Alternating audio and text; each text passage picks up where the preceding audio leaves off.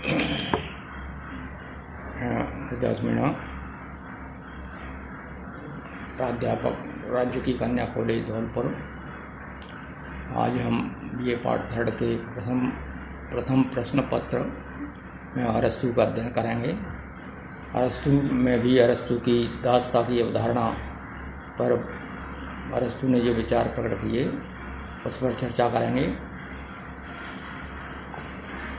अरस्तु के अनुसार राज्य सामाजिक व्यवस्था के प्रश्न पर विचार करते हुए अरस्तु ने दासता पर भी विचार व्यक्त किए हैं। यूनानी जगत में होमर के समय में दास प्रथा सामाजिक जीवन का एक आवश्यक अंग थी। खेती बाड़ी, आर्थिक उत्पादन के कार्य, शारीरिक श्रम के घरेलू कार्य दासों के द्वारा किए जाते थे।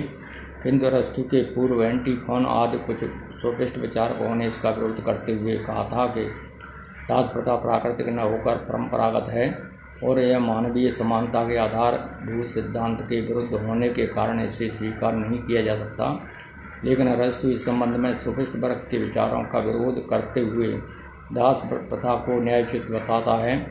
उसका कहना है कि परिवार की व्यवस्था के लिए सजीव और निर्जीव दो प्रकार के साधनों की आवश्यकता होती है। संपत्ति एक निर्जीव साधन है और दास एक सजीव साधन। अरस्तु के द्वारा इन तर्कों के आधार पर दास प्रथा को औचित्यपूर्ण बताया गया है। नंबर पहला, दास प्रथा या दासता प्राकृतिक है। अरस्तु सर्वप्रथम मानव मात्र की प्राकृतिक असमानता के आधार पर दासता का समर्थन करता है। अरस्तु का विचार है कि बुद्धि, योग्यता और गुण की दृष्टि से व्यक्ति प्रकृति से ही असमान होते हैं। प्रकृति के द्वारा विभिन्न व्यक्तियों को अलग अलग गुण प्रदान किए जाते हैं। वह नहीं चाहती कि सभी व्यक्ति शारीरिक और मानसिक दृष्टि से समान हों। एक और बहुत अधिक बुद्धिमान व्यक्ति होते हैं जो बुद्धिमत्ता के आधार पर शासन करने और निर्देश देने की योग्यता रखते हैं।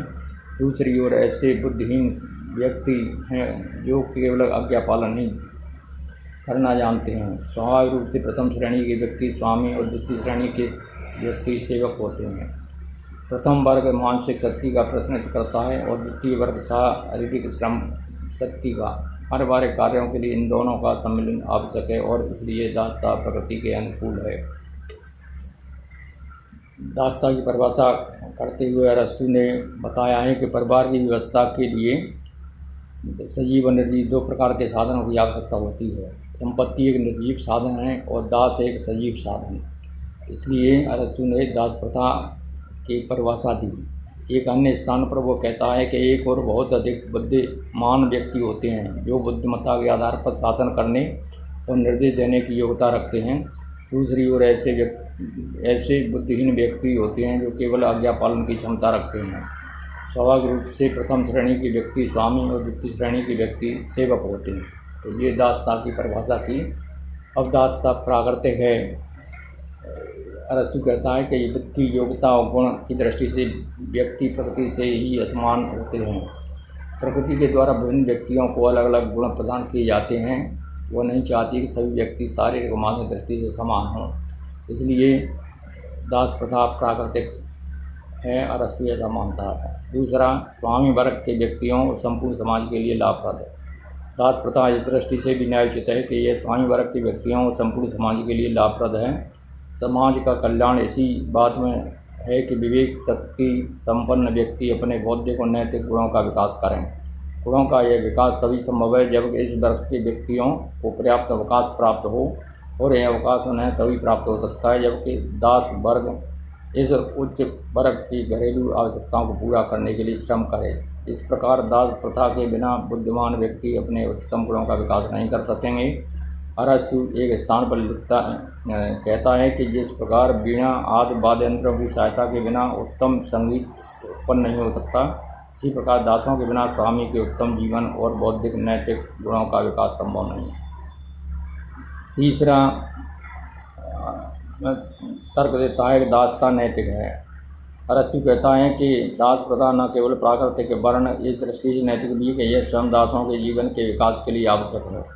दास विवेक शून्य प्राणी होता है, किंतु बुद्धिमान वर्ग के व्यक्तियों के निरंतर संपर्क में रहने के कारण उसे विवेक और गुणों का आवश्यक अंश प्राप्त हो जाता है।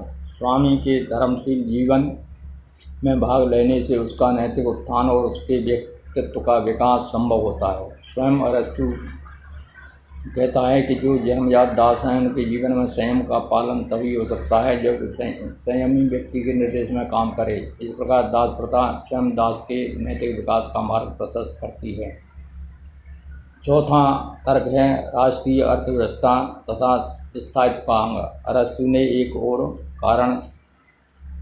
कारण से भी दासता को न्यायोचित ठहराया है। उसके समय में दास प्रथा लगभग संपूर्ण यूनानी जगत में प्रचलित थी और यह राष्ट्रीय अर्थव्यवस्था तथा स्थायित्व का एक अंग बन गई थी।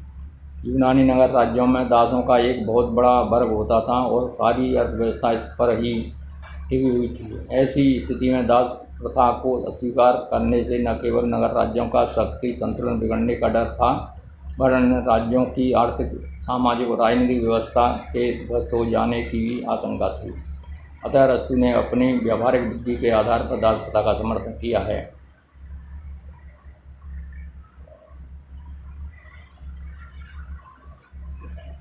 अरस्तु ने दास प्रथा का समर्थन बिना किसी शर्त के नहीं किया। वह इस प्रथा के समर्थन में ये तर्क शर्तें रखता है।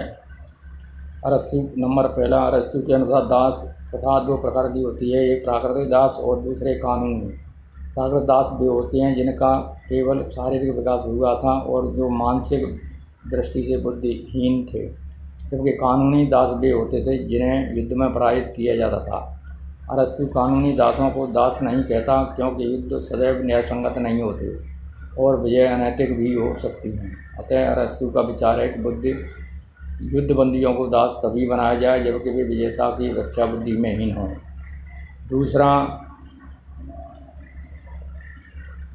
दूसरी शर्त ये रखता है कि अरस्तु के अनुसार दासों का अच्छी तरह पालन पोषण करना दासों और स्वामियों दोनों के लिए हितकर होगा। इसलिए उसका विचार है कि दासों के प्रति स्वामी वर्ग के व्यक्तियों का व्यवहार सहृदयपूर्ण होना चाहिए। उसने यहाँ तक कहा कि जो स्वामी दासों के प्रति अच्छा व्यवहार न करें उन्हें राज्य द्वारा दंडित किया जाना चाहिए। तीसरा, सभी दासों को मुक्ति के अवसर और आशा प्रदान की जानी चाहिए। चौथा, उसका कथन था कि यूनानी निवासी सर्वाधिक बुद्धिमान होने के कारण कभी भी दास नहीं हो सकते। पांचवां, अरस्तु का कथन है कि दासता जन्म मूलक नहीं होती वर्ण व गुण पर आधारित होती है। दूसरे शब्दों में वो कहता है कि यह आवश्यक नहीं है कि दास का बेटा दास हो, यदि उसमें विवेक शक्ति है तो वह दास नहीं है।